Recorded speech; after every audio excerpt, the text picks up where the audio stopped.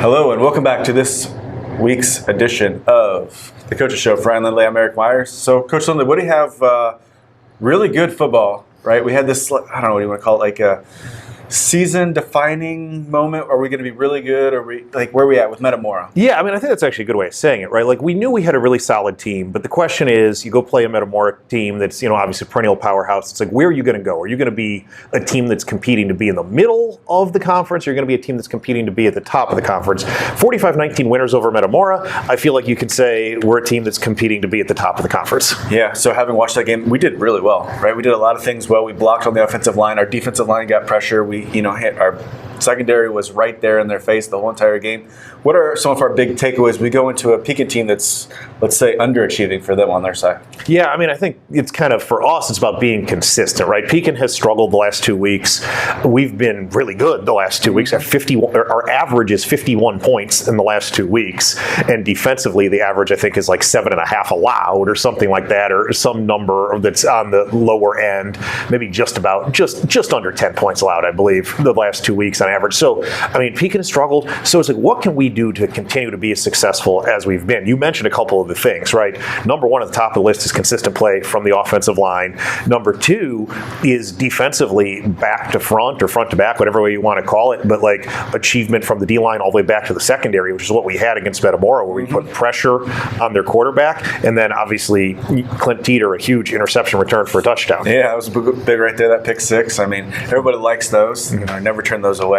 So going to Pekin, looking forward, kind of a couple games up here in the rest of the season. So what are some of those major, if we had to put this in defining, what's the one takeaway that we have to do going into Pekin?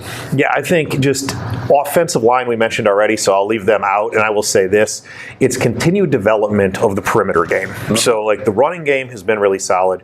We are, interesting stat, I believe it's now 27 from 27 throwing the tunnel screen. So like that's been really effective. But it's like, what else can we do on the perimeter? Where else can we get the ball outside? Whether it's, some slant passes, whether it's going to, quick pass to the running back, something like that. But where else can we attack outside the tackles? Yeah, and I think that's good. I mean, maybe our offense can go take place of the Bears' offense because they cannot run a screen pass to save their life. They have had some struggles. That was a tough one as a Bears fan. Yeah, it's been, that was a tough game. Let's take a moment and look at the highlights of that Metamora game because we want to bring positivity to everyone at home. So here are a couple quick highlights from the Potters' win over Metamora. Week 4 football highlights for the Potters against Metamora. Cooper Skold gets the Potters on the board with a field goal here. Potters up 3-0. Potters' passing game got going last week against Canton and continued to go against Metamora this week. G.B. Kruzik catches the 34-yard touchdown from Jude Hart, and those two were not done yet. Now you're going to see the middle screen to Kruzik. He will take it right down the hash marks into the end zone for another Potters touchdown. Don't forget the Potters running game, though. Shawndon Buffington had a great day on the ground, 283 yards rushing, and you're going to see some of those right here as he scampers into the end zone for a Potters TD. We talked about it last week. The Potters defense seems to find a way to get an interception every week. This time it is an interception and a return for a touchdown by Clint Teeter. He makes a nice move there. You see his wide receiver skills running with the ball and ends up in the end zone for a Potters touchdown. And before we're done, how about one more Shawndon Buffington touchdown? Potters in a heavy set. Tyler Prey with a great block, and Buffington takes it into the end zone. Potters win 45-19. Well, as you see there, the Potters kind of dominated that game. And looking forward to this Friday's game at Pekin, 7:30 p.m. there at Memorial Stadium in Pekin. So we'd love to have as many Morton fans over there. Quick jaunt over to Pekin to give them a nice atmosphere. Yeah, absolutely. And again, I mean, Pekin is always a fun place to play a game. Classic old stadium there. So if you're not doing anything Friday night, please head on out there. Speaking of Friday night, let's transition to Saturday morning because we've got a junior high baseball program that is just rolling, undefeated, and they'll play in a sectional on Saturday morning. And you had a chance to go talk with Coach Crawford. So talk to me a little bit about, obviously, their regional win, and then what did Coach Crawford have to say, and then we'll watch that interview. Yeah, so obviously the opportunity to go out there with Coach Crawford, and he was really excited, right? They played a really good East Peoria Central team. They beat them 10-2 on Monday night to win another regional championship. I think that's 3 or 4 in a row now going back to COVID. So always continuously building these guys. Get a lot of production. We talk. Team wasn't really sure what it was going to be like in the beginning of the season, but it's just grown every single game they play and learned something there. So a big matchup on Saturday versus Dunlap Valley Middle School, who they tied with earlier in the season. So the junior high's record right now is 20-0-2. A couple ties in there, but big rematch. They played them, I think, in the sectional championship for the past 3 years in a row. So rivals going at it. But let's hear it right now from Coach Crawford and let's hear his thoughts as we go into Saturday's sectional championship game at Westwood Park. All right, so today we're out here with Coach Crawford, coming off another regional championship win. How many years in a row is that, Coach? That's 4 in a row so far, and I think we've won 7 of the last 8. So tell me about your season up to date. You know, now you're 20-0 with those couple ties. So how's it going? It's going really well. I would say the strength of this team really is the pitching staff. Our team ERA has been under 2 all year.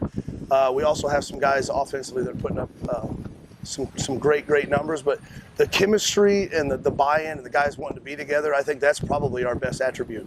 So we're going to a game Saturday, sectional championship. Dunlap Valley, team you're very familiar with over the past couple of years. What are some of those keys to that game? Yeah, you know, I think the first thing is just having competitive at-bats early in the game. We're going to see a kid, we've seen him earlier in the year, probably one of the better junior high pitchers I've watched in the last 10 years since I've been a coach here at Morton. Just throws extremely hard, good breaking ball, plays on a high-level program in the summer. But, I mean, they got other guys. They've been in this same game for the last 3 years. They're hungry to get us. And, you know, once again, I think it'll be a battle just like the last 2 years. So say make it through that game, going to state another trip. What's one of those one things that the kids always look forward to when they head down to Eastside Center?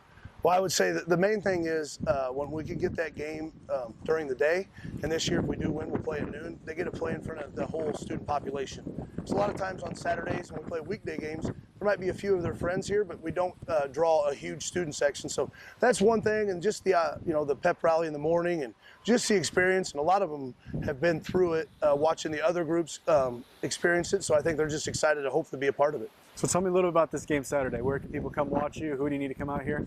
Yeah, first off, the game will be at 11 o'clock. We're going to do something with the student section this year. We're going to have a cookout before the game. Got some parents that are going to donate some meat and things like that. So we're going to draw a big student section, have a little party before. The first pitch is at 11. You know, we'll be ready. They'll be ready. Regardless of the outcome, it'll be a great experience for youth sports and middle school baseball and junior high baseball for us. And, you know, when you're looking at the two teams combined, I think they're 34-1. So it should be some great baseball. Obviously nice to hear from Coach. And again, you mentioned it. I think it's important, you know, the tie earlier in the season. But it's kind of nice to play the sectional at home because you know the Morton crowd is always going to show up. Yeah, and they're going to have a cookout before the game and everything. You heard Coach Crawford talk about that, so it's going to be pretty exciting. Dunlap Valley is going to they have a really good pitcher, plays travel ball pretty good, but can pretty much throw gas. So it's going to be a really good matchup there. The good news is, as you know, if you hit it when it's coming in, it's going to go far. So that's a positive thing. So let's keep going, switch it up here. So soccer's had kind of some ups and downs this week over the past 7 days. Yeah, you know, obviously what you see with our soccer team is it's all about we've talked a lot about consistency in this show, and I think it's the same thing with that in terms of soccer. I mean, obviously they've been doing well. They want to be able to kind of put take the next step, I think is the thing that we're going to talk about. And then with that in mind, we've had an opportunity this week to get to some of our student athletes, and so you had a chance to talk with Grant Selke. Yeah, I mean, one of those things we try to do is bring in student athletes. We bring in coaches all the time. We want to bring in more coaches, and it's great to hear from them. But sometimes you get a different perspective when you talk to those players. So I had an opportunity to sit down with Grant Selke. He's going to talk a little bit more about soccer season, how things are going for him. All right, so welcome back. We are here now with junior Grant Selke. Grant's on the soccer team here, which is having a really good, successful season so far. So Grant, tell me a little bit about how your season is going up until this point. Well, we have a pretty good record right now. We're at about 7 wins, 2 ties, and a loss. And, you know, we've played good competition in our tournament.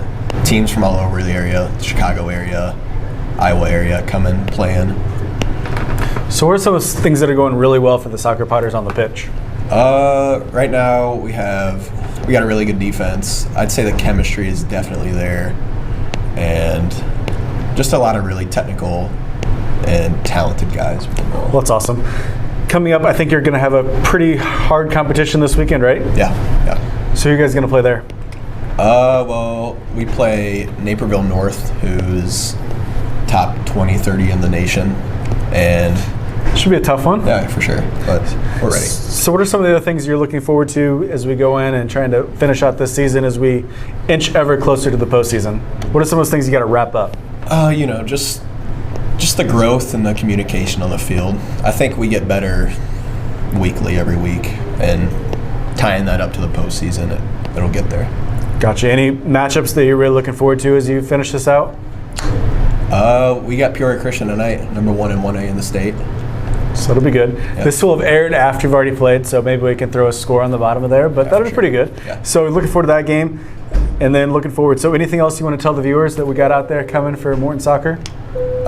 P&D in our regional. Okay, so it'll be a good matchup right there, rivalry. And we host regionals. So as we go right there, so we'll wrap this up. But as we wrap up, nothing but McClellan Park for those regionals this year. We'll give you much more information on there. So thanks a lot, Grant, and good luck. Thanks for having me. So as you can hear from Grant right there, great job right there. They said they just struggle a little bit scoring goals right now. Got to get that offense going. He's like, we're being aggressive. We're going to get out there. I'm sure under Coach DeLong's leadership, they're going to do nothing but be successful.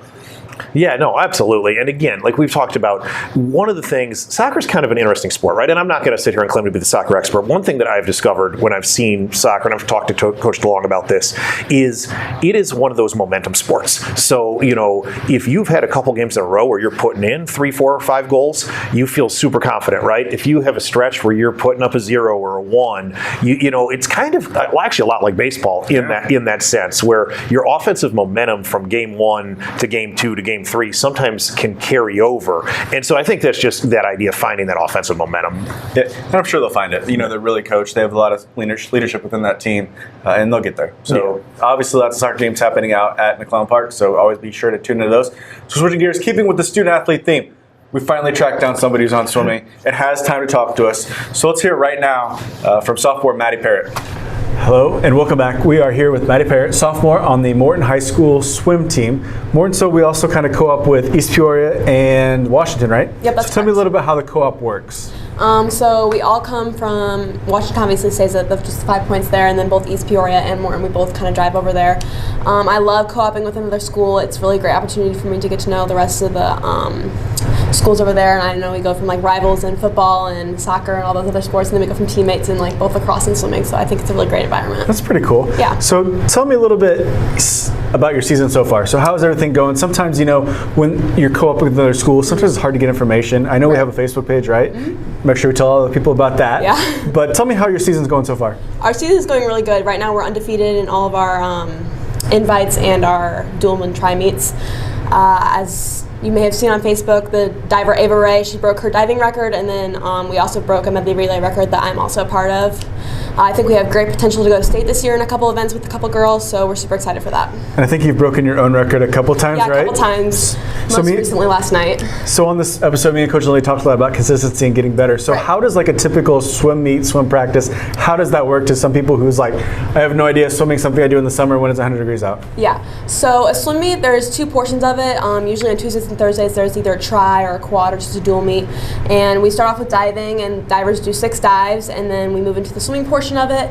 And there's, I think, 8 individual events and 3 relays. So there's the medley relay, the 200 free relay, and then the 400 free relay. So in the 400, everybody swims 100 free, 200, everybody swims with 50 free, and then medley, it's a combination of all the strokes. That's cool. Yep. So what are you guys looking most forward to? Season's kind of coming towards the end. So what are you most looking forward to, I guess? I'm super excited for conference and sectionals. Conference is on, I believe, October 21st or the 22nd. Got a month left. Yeah, and then sectionals is on November 5th. I'm super excited to see where the team is going to go state-wise. I think we definitely, like I said previously, we have potential to take a couple girls in state, especially in the medley relay. I think Ava Ray, our dive team, also has super good potential to go to state for that as well. We're going to be super successful this year. So how does somebody get faster in the water? I think that's the question that everybody wants. How can I be a better swimmer? It's a combination of a lot of things. A lot of things are in the water and a lot of things are out of the water. We lift twice a week. We do a lot of core. A lot of team bonding really helps you get faster anyways. Like if you have a good community growing around you, you do better in that aspect as well. So if you had to wrap this up, and where can more people find more things about Morton swimming? I think it's a great way just to talk to like your swimmers on the swim team. You can talk to me, Ava Ray. Also, we have on the Morton Potter Athletics on Facebook. We have every single meet. We post a summary of how everybody did. I believe we have something on the Morton website with all the sports, so you can definitely look at that for more information. We do summer practices during the summer every Monday through Thursday from I believe 10 to 12. It's a great way. We don't cut anybody, so it's a great way to just be involved in a fall sport. Well, thanks for joining us today, Maddie, and good luck with your season. Thank you.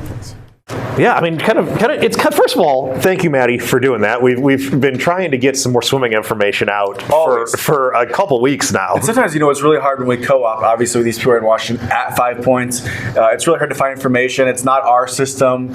So people are like, why are these emailing me all the time? But awesome job there. Great job to our swimming ladies right now. Yeah, I mean, they're doing really well. I mean, obviously, we've talked a lot about this idea that, again, it is co-op, so we don't necessarily get the opportunity to go out there but again, just coaching-wise, I mean, credit to the swimming staff in that co-op, because obviously they have the program rolling. For sure. They keep setting school records. I mean, they're right there as I'd say they're knocking on the doorstep of their postseason, which is they'll be one of the first ones out there. So they just had senior night this week, so great job there. I think senior Kylie Masti was the first to go. So awesome job. Speaking of rolling, girls volleyball. Yeah. I mean, just continues to win, continues to be successful in the Middle Illini. It's a little bit more time until they hit the postseason. You mentioned swimming's close, golf is close. But one of the things that I would say volleyball-wise is what I would really just encourage everybody to go out and get to a game. I mean, we've got a team that is a competitor for Middle Illini title, a competitor for postseason accolades. If you haven't had a chance to go watch Morton volleyball, Coach Williams is doing a great job with those girls. So consider that if you're looking for something to do.